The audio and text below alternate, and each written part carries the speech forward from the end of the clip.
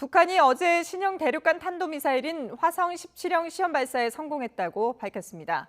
김정은 국무위원장이 직접 발사 현장을 찾아 전 과정을 지도했다고도 전했는데요. 북한이 ICBM 발사를 공식적으로 선언한 만큼 북한의 핵실험과 ICBM 발사 유예 조치, 이른바 모라토리엄 선언은 완전히 파기됐습니다. 취재기자 연결해서 자세한 내용 알아보겠습니다. 한현희 기자. 네, 통일 외교 안보부입니다. 네. 북한도 대륙간 탄도미사일 ICBM을 발사했다고 공식 발표했죠. 네, 북한 관영 매체들은 어제 김정은 국무위원장의 지도 아래 신형 대륙간 탄도미사일인 화성 17형 시험 발사를 단행했다고 일제히 보도했습니다. 김 위원장이 신형 ICBM 시험 발사와 관련한 친필 명령서를 하달하고 시험 발사 현장을 직접 찾아서 ICBM의 화성 17형 시험 발사 전 과정을 직접 지도했다는 건데요. 북한은 어제 평양 국제 비행장에서 발사된 화성 17형이 최대 정점 고도 6,248.5km까지 상승해서 1,090km를 4,052초간 비행한 뒤에 동해, 공해상의 예정 수역에 정확히 탄착됐다고 밝혔습니다. 그러면서 이번 시험 발사를 통해서 모든 무기 체계가 설계상 요구에 정확히 도달했고 또 전시 환경 조건에서 신속하게 운용될 수 있다는 것이 과학 기술적으로 또 실천적으로 명백히 증명됐다고 자신했습니다.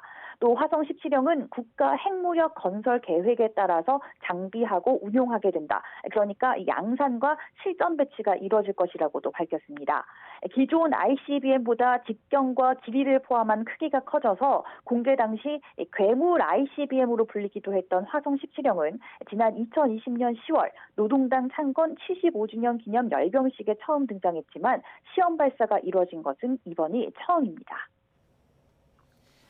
네, 김정은 위원장은 이번 시험 발사를 직접 지도하면서 미국에 대한 메시지도 내놨다면서요.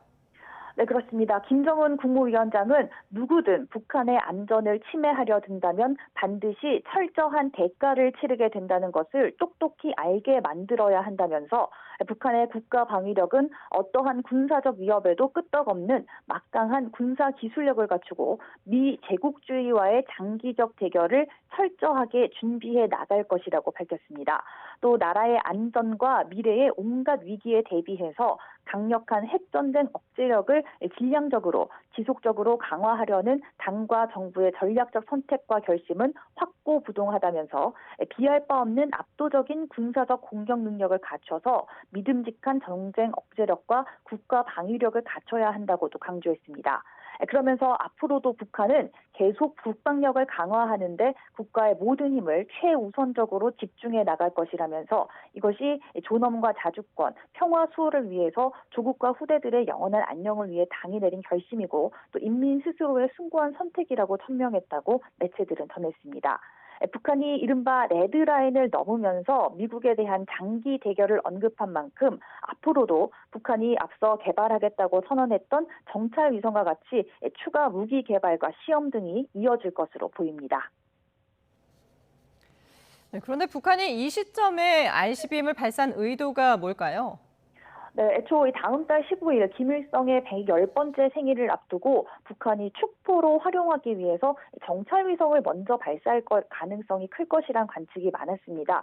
실제 북한이 관련한 행보를 보여왔고 또 정찰위성을 쏜 뒤에 평화적인 목적을 내세우면서 파장을 최소화하면서 실험의 목적을 달성할 것이다. 이런 관측이 많았습니다. 그런데 북한이 정찰위성과 별도로 ICBM이란 카드를 먼저 꺼내든 건데요. 이와 관련해서 전문가들은 북한이 모라토리엄 파기의 문턱을 빨리 넘는 것이 지금 시점에 오히려 더 전략적으로 유리하다는 판단을 했을 가능성이 크다고 보고 있습니다.